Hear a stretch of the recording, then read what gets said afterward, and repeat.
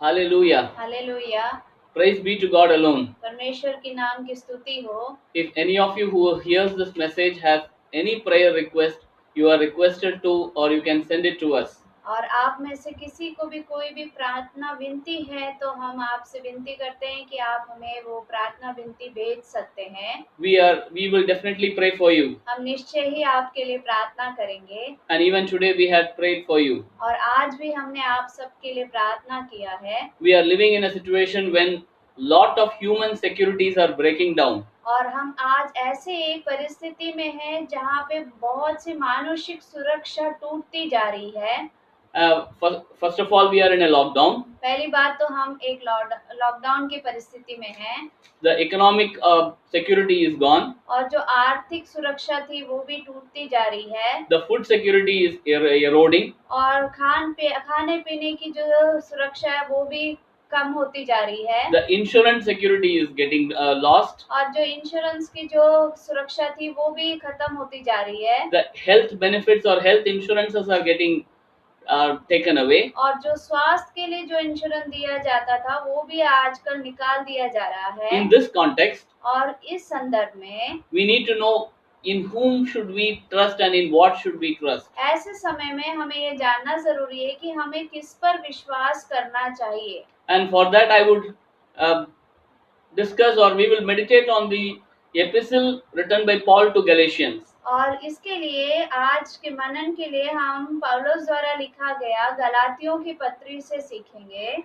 When he is writing to Galatians, he addresses the Galatians saying that believe or trust in Christ. और जब वो गलातियों को लिखते हैं तो वो इस प्रकार कहते हैं कि परमेश्वर यीशु मसीह पर आप विश्वास रखो। Because Christ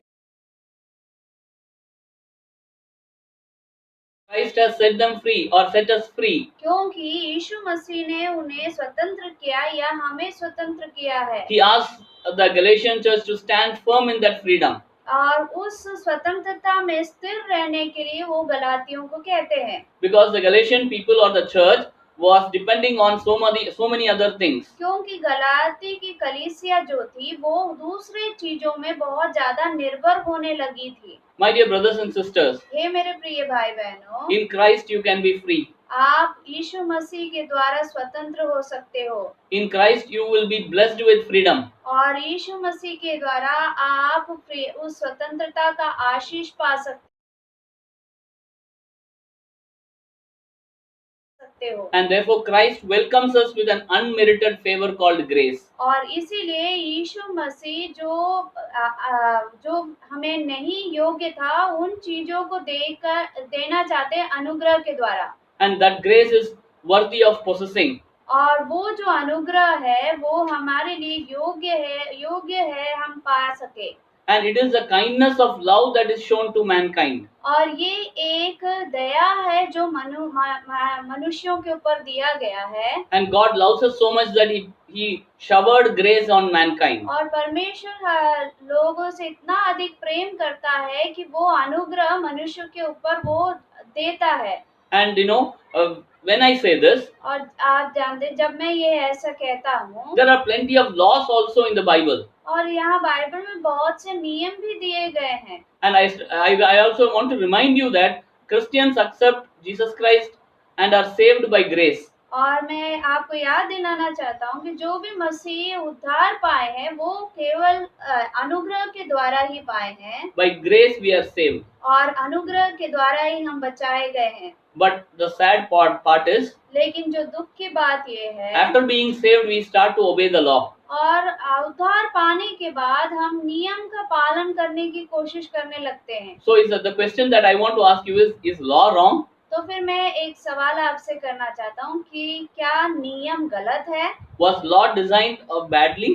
क्या फिर नियम गलत रीति से बनाया गया था? Was God wrong in establishing or constituting the law? क्या फिर परमेश्वर गलत थे इन नियमों को स्थापित करते समय? No, my dear brothers, God was always right. नहीं मेरे प्रिय भाई बहनों, परमेश्वर हमेशा सही है। Law is holy. नियम जो है वो पवित्र है। The Bible records that. और बाइबल ये बात को कहती है, It tells very clearly in Romans 7:12. और ये सही रीति से कहता है रोमियो 7वां अध्याय उसका 12वें वाक्य में, Law is holy, जो नियम है वो पवित्र है, law is good. पर नियम जो है वो भला है। In Psalms also we read about it. और भजन संहिता में हम इस बात को पढ़ते हैं, The law established by God is perfect. और जो नियम परमेश्वर द्वारा स्थापित किया गया वो बिल्कुल सिद्ध है। Law also converts a soul. और जो नियम है वो आत्मा को बदलाव लाता है, And law condemns every individual who breaks the law. और नियम दंड भी देता है उन सभीयों को जो नियम को तोड़ते हैं।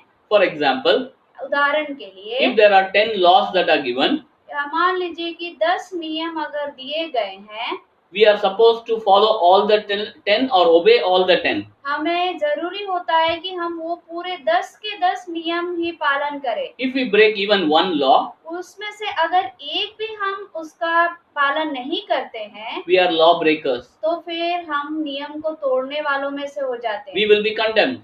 तो फिर हमें दंड दिया जाएगा, We will be punished. और हमें निश्चय ही दंड ही होगा। For whoever keeps the law, और जो कोई नियम का पालन करते हैं, he has to live by the law. और फिर उसको तो नियम के अनुसार ही जीवन बिताना होगा। And law cannot justify a sinner. और नियम कभी भी एक पापी को न्याय नहीं दे सकता। Law will only punish the sinner. केवल न्याय एक पापी को वहाँ पर दंड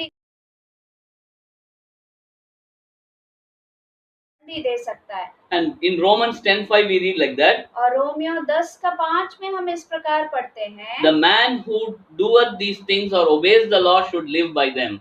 जो मनुष्य नियम का पालन करते हैं तो फिर उसे नियम के अनुसार ही जीवन बिताना होगा। The God of the Bible, और जो बाइबल का परमेश्वर है, he is a very holy God. वो बहुत ही पवित्र परमेश्वर है। He resides in a very perfect place. और वो एक बहुत ही सही जगह पर रहते हैं। And he is the King of Kings and Lord of Lords. और वो राजाओं का राजा और प्रभुओं का प्रभु है। He is the Creator. वो सृष्टि करता है। You know how he punished the sin? आप जानते हैं कि उसने किस प्रकार से दंड दिया उस पाप के लिए?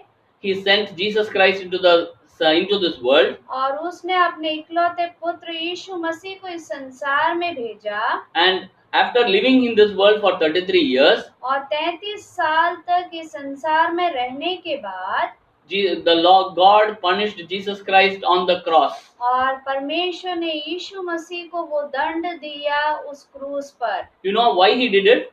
आप जानते हैं कि क्यों उसने ऐसा किया? All the law was completely fulfilled on the cross. और सारे नियम जो थे उसका पूरी रीति से पालन तब हुआ उस क्रूस पर।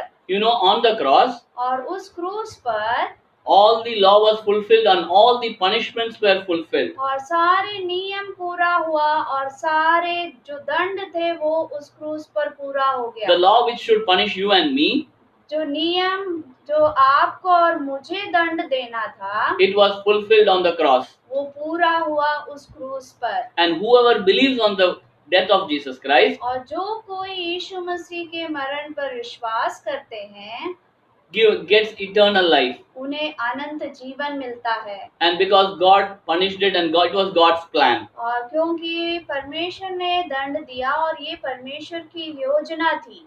When everything was finished on the cross, और जब कुछ उस क्रूस पर पूरा हुआ, grace was born. और तब अनुग्रह का जन्म हुआ। And because grace offers pardon, और क्योंकि अनुग्रह हमें क्षमा दिलाता है, and grace gives us peace to God, peace with God. और अनुग्रह हमें परमेश्वर के साथ शांति भी देता है। And because of grace, और उस अनुग्रह के कारण, because of the death of Jesus Christ, उस परमेश्वर यीशु मसीह की मृत्यु के कारण, you and I can enjoy eternal life. और मैं और आप इस अनंत जीवन का आनंद ले सकते हैं। You and I who are worthy of all punishment, आप और मैं जो ये सारे दंड के लिए योग्य थे, we are restored by grace. हम वापस रूपांतरित हुए उस अनुग्रह के वजह से। God restores us. और परमेश्वर हमें रूपांतरित करता है। Grace restores us. us. और जो अनुग्रह है वो हमें वापस स्थापित करता है या रूपांतरित करता है। Say for example, let us talk about today. उदाहरण के लिए यदि हम कहें तो आज के बारे में, Let us remember what all we did today. आज हमने सुबह से लेकर अब तक क्या क्या किया। If we follow the law, यदि हम नियम का पालन करते हैं, you can recollect yourself how many laws that you have broken today. आज आप वापस सोच कर देखिए कि आज के पूरे दिन में आपने कितने नियमों को तोड़ा। And because of that law breaking, और क्योंकि आपने उन नियमों को तोड़ा है, we are worthy of punishment. तो फिर हम निश्चय योग्य है उस दंड के लिए। And therefore, because of grace, और इसीलिए अनुग्रह के वजह से we can run towards God, और हम परमेश्वर की ओर दौड़ सकते हैं, and God will give us more grace for our daily life. और परमेश्वर हमें और अधिक अनुग्रह देगा हर दिन के लिए। And we cannot accumulate grace for an year. और हम इस अनुग्रह को बहुत लंबे समय तक एक साथ लेकर इकट्ठा करके नहीं रख सकते। We will have to approach God every day and ask for grace to live in this world. हमें हर दिन परमेश्वर के पास जाकर हर एक दिन के लिए वो अनुग्रह मांगना जरूरी है। And this grace will give you the needed security. और ये अनुग्रह आपको जो जरूरत सुरक्षा है वो प्रदान करेगा। The security which this world cannot give. और ये जो सुरक्षा ये संसार आपको प्रदान नहीं कर सकता, वो सुरक्षा या अनुग्रह आपको प्रदान करेगा। The security which money cannot give, grace will give you. और ये जो सुरक्षा जो आपके पैसा नहीं दे सकता, वो अनुग्रह आपको दे सकता The है। security which your family and your protection cannot give, this grace will give you. आपके जो परिवार को जो सुरक्षा चाहिए वो ये अनुग्रह दे सकता है। The perfectionists or the people who want to be perfect will not be able to understand this. और जो अपने आप को हमेशा सिद्ध करने की कोशिश करते हैं, शायद उनको ये बातें समझ में नहीं आएगी। A sinner will need this. और एक पापी को ही ये जरूरत होता है। Because he knows the benefit of grace. क्योंकि वो ही समझता है अनुग्रह के फायदे। So what will happen if you are filled with grace? और आप सोचिए कि अगर आप में अनुग्रह भरता है तो क्या क्या होगा। We can read about it in Titus chapter 2 verse 11 and 12. हम इसके लिए तीतुस की पत्री 2 अध्याय उसका 11 और 12 वाक्य में पढ़ सकते हैं। Titus chapter 2 verse 12 and 13. तीतुस 2 अध्याय उसका 12 और 13 वाक्य। Training us to renounce ungodliness and the worldly passions and to live self-controlled, upright and godly lives in the lives in the present age, waiting for our blessed hope, the appearing of the glory of our great God and Savior Jesus Christ. 11 से 13 तक। क्योंकि परमेश्वर का वह अनुग्रह प्रकट है जो सब मनुष्यों के उद्धार का कारण है और हमें चेतावनी देता है कि हम अभक्ति और सांसारिक अभिलाषाओं से मन फेर कर इस युग में संयम और धर्म और भक्ति से जीवन बिताए और उस धन्य आशा की अर्थात अपने महान परमेश्वर और उद्धारकर्ता यीशु मसीह की महिमा के प्रकट होने की बात जोते रहे। The grace of God appeared in Jesus Christ. और जो परमेश्वर का अनुग्रह था वो यीशु मसीह में प्रकट हुआ। And the grace of God brought salvation to all people. और यही अनुग्रह लोगों में उद्धार लाया। And grace will train us in godliness. और यही अनुग्रह हमें भक्ति में आगे बढ़ाएगा। It will prevent us from ungodly behavior. और ये हमें उन अभक्ति की बातों से हटा कर रखेगा। It will make us self-controlled. और वो हमें धीरज धरने के लिए मदद करेगा। It will enable us to live a godly life. और वो हमें एक भक्तिमय जीवन बिताने के लिए मदद करेगा। And it will also enable us to wait for a blessed hope in Jesus Christ. और वो हमें ये भी मदद करेगा कि उस यीशु मसीह की महिमा को बाट जोने के लिए।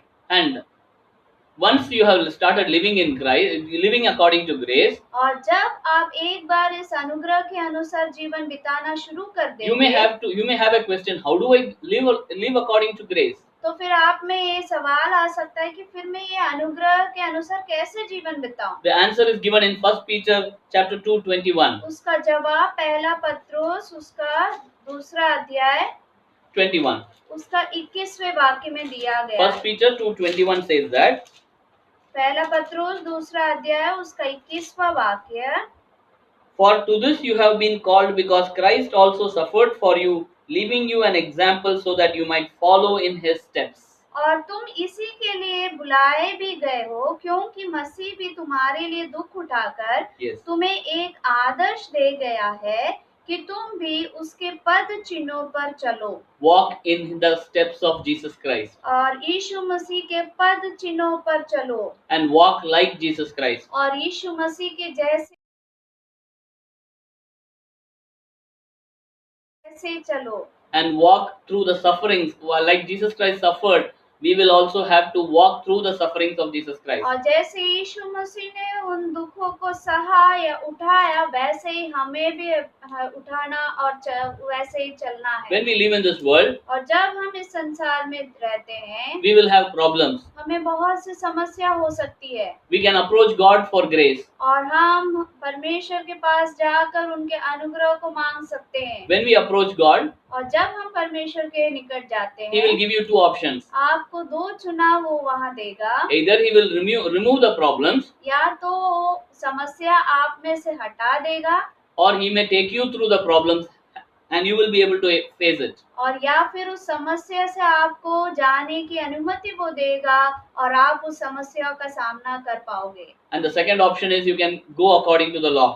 और दूसरा चुनाव ये है कि आप या फिर नियम के अनुसार जीवन बिता सकते हैं। My dear brothers and sisters, ये मेरे प्रिय भाई बहनों, in these uncertain times, और इस समय में, that too in times of uncertainty, और ऐसे एक विपत्ति के समय में, we can approach God for grace. और हम परमेश्वर के निकट जाकर उनके अनुग्रह को मांग सकते हैं। And God will give us grace all the more and more and more. और ये परमेश्वर अनुग्रह जो है वो और अधिक हमारे में उंडेलता जाएगा। And that will be the biggest security in these times. और वही है सबसे बड़ी सुरक्षा इस समय में। And what if we don't want that? और यदि हमें ये अनुग्रह नहीं चाहिए तो क्या होगा? In Galatians 5:4 we read that. और गलातियों की पत्री 5वां अध्याय उसके 4थे वाक्य में हम इस बारे में पढ़ते हैं। Galatians 5:4 says that you are severed from Christ, you who would be justified by the law, you have fallen away from grace.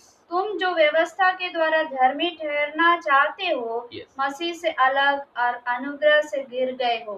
You will fall from grace. आप अनुग्रह से गिर जाओगे। If you live in grace, और यदि आप अनुग्रह में रहोगे, you can walk with Jesus Christ and walk like Jesus Christ. और निश्चय आप यीशु मसीह के संग संग चल पाओगे और यीशु मसीह के जैसे चल पाओगे। And grace will be your biggest security. और अनुग्रह ही होगा आपका सबसे बड़ा सुरक्षा। And once again, when we wind up, और जब हम यहाँ पर अंत करेंगे, it is our request that if you have anything to pray for you, we would be happy to do that. और हम आपसे विनती करेंगे कि आपको कुछ भी यदि प्रार्थना विनती है तो आप हमें बोल सकते हैं, हम निश्चय आपके लिए प्रार्थना करेंगे। May God bless us with this word. परमेश्वर आपको इन वचनों से आशीषित करे। Amen. आमीन।